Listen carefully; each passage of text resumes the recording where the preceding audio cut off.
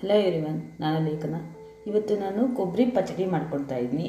ಈ ರೀತಿ ಮಾಡಿಕೊಂಡ್ರೆ ಅದು 2 ದಿವಸ ಆದರೂ ಹಾಳಾಗಲ್ಲ, ಸ್ಟೋರ್ ಮಾಡಿ ಇಟ್ಕೋಬಹುದು.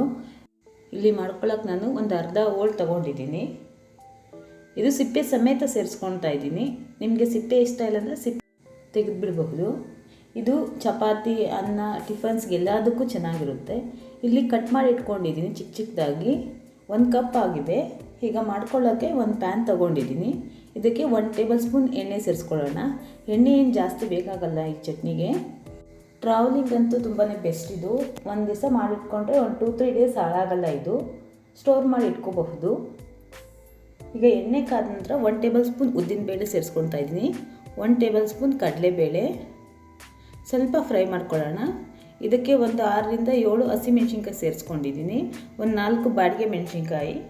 ನೀವು ಬೇಕಿದ್ದರೆ ಹಸಿಮೆಣ್ಸಿನ್ಕಾಯಿ ಮಾತ್ರ ಸೇರಿಸ್ಕೋಬಹುದು ಅಥವಾ ಕೆಂಪು ಮೆಣಸಿನ್ಕಾಯಿ ಮಾತ್ರ ಆದರೂ ಸೇರಿಸ್ಕೋಬಹುದು.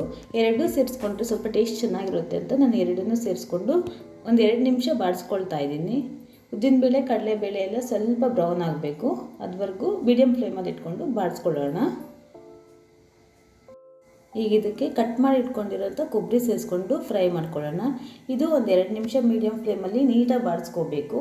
ಅದರಲ್ಲಿ ಹಸಿ ಅಂಶ ಇರೋದೆಲ್ಲ ಹೋಗಬೇಕು, ಆಗಲೇ ಸ್ಟೋರ್ ಆಗೋದು ಚೆನ್ನಾಗಿ. ನಾವು ಸರಿಯಾಗಿ ಫ್ರೈ ಮಾಡಿದ್ರೆ 2 ದಿವಸ ಬಾಳಿಕೆ ಬರಲ್ಲ. ಹೊರಗಡೆ ಇಟ್ಕೊಂಡೆ 2 ದಿವಸ ಇಟ್ಕೋಬಹುದು. ಇದು ಒಂದು ವೇಳೆ ಫ್ರಿಜ್ಜಲ್ಲಿ ಇಟ್ಕೊಂಡ್ರೆ 1 ವಾರವರೆಗೂ ಸ್ಟೋರ್ ಮಾಡಿ ಇಟ್ಕೋಬಹುದು. ನೀಟಾಗಿ ಒಂದು 2 ನಿಮಿಷ ಬಾಡಿಸ್ಕೊಳ್ಳೋಣ. ಇದು ಈಗ ಫ್ರೈ ಆಗಿದೆ. ಇದನ್ನು ತೆಗೆದು ಒಂದು ಬೌಲ್ಗೆ ಸೇರಿಸ್ಕೊಳ್ತಾ ಇದ್ದೀನಿ. ಈಗ ಅದೇ ಪ್ಯಾನ್ನಲ್ಲೇ ಒಂದು ಅರ್ಧ ಟೇಬಲ್ ಸ್ಪೂನ್ ಆಗೋಷ್ಟು ಎಣ್ಣೆ ಸೇರಿಸ್ಕೊಂಡಿದ್ದೀನಿ.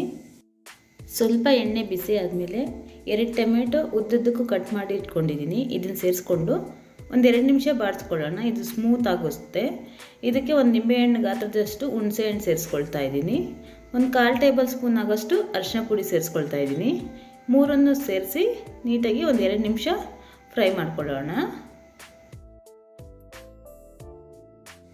2 ನಿಮಿಷ ಫ್ರೈ ಆದಮೇಲೆ ಲಿಡ್ ಕ್ಲೋಸ್ ಮಾಡಿ ಮೀಡಿಯಮ್ ಫ್ಲೇಮಲ್ಲಿ ಇಟ್ಟು ಒಂದು 2 ನಿಮಿಷ ಬಾಯ್ಲ್ ಮಾಡ್ಕೊತಾ ಇದ್ದೀನಿ, ಅಥವಾ ಹಾಗೇನು ಫ್ರೈ ಮಾಡ್ಕೋಬಹುದು.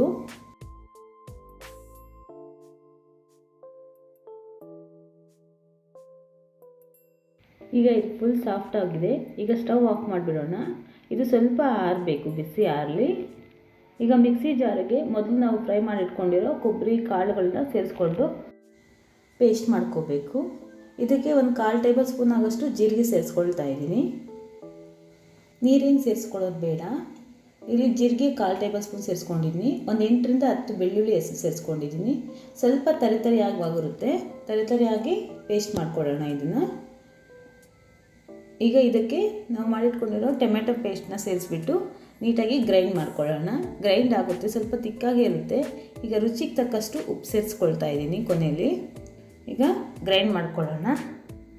ಈಗ ಇಷ್ಟು ಮಾತ್ರ ಆಗಿದೆ. ನೀವು ಒಂದು ವೇಳೆ ಆಗಿಲ್ಲ ಅಂದರೆ 1 ಟೇಬಲ್ ಸ್ಪೂನ್ ಆಗೋಷ್ಟು ಮಾತ್ರ ಬಿಸಿ ನೀರು ಸೇರಿಸ್ಕೋಬೇಕು. ಈಗ ಇದನ್ನು ಬೌಲಿಗೆ ಸೇರಿಸ್ಕೊಳ್ಳೋಣ.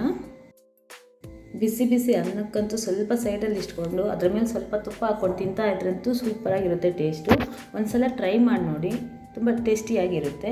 ಈಗ ಇದಕ್ಕೆ ಒಗ್ಗರಣೆ ಮಾಡ್ಕೊಳ್ಳೋಣ. ಒಗ್ಗರಣೆ ಮಾಡ್ಕೊಳ್ಳೋದಕ್ಕೆ 1 ಟೇಬಲ್ ಸ್ಪೂನ್ ಆಗೋಷ್ಟು ಎಣ್ಣೆ ಸೇರಿಸ್ಕೊಳ್ತಾ ಇದ್ದೀನಿ.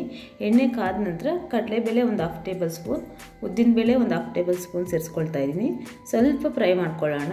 ಮೇಲೆ ಇದು ಫ್ರೈ ಮಾಡ್ಕೊಂಡು ಹಾಕ್ಕೊಳ್ಳೋದ್ರಿಂದ ಬಾಯಿಗೆ ಒಂದೊಂದು ಸ್ವಲ್ಪ ಸಿಗ್ತಾ ಇದ್ದರೆ ಚೆನ್ನಾಗಿರುತ್ತೆ. ಸ್ವಲ್ಪ ಫ್ರೈ ಆದಮೇಲೆ ಹಿಂಗೆ ಸ್ವಲ್ಪ ಸೇರಿಸ್ಕೊಳ್ತಾ ಇದ್ದೀನಿ. ಇದು ಆಪ್ಷನಲ್, ಬೇಡ ಅಂದರೆ ಸ್ಕಿಪ್ ಮಾಡ್ಕೋಬಹುದು.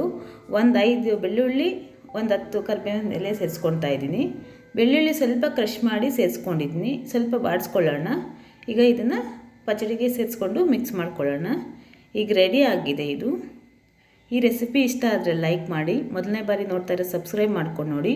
ಇಷ್ಟ ಆದರೆ ಫ್ರೆಂಡ್ಸ್ ಆ್ಯಂಡ್ ಫ್ಯಾಮಿಲಿಗೆ ಶೇರ್ ಮಾಡಿ. Thank you for watching.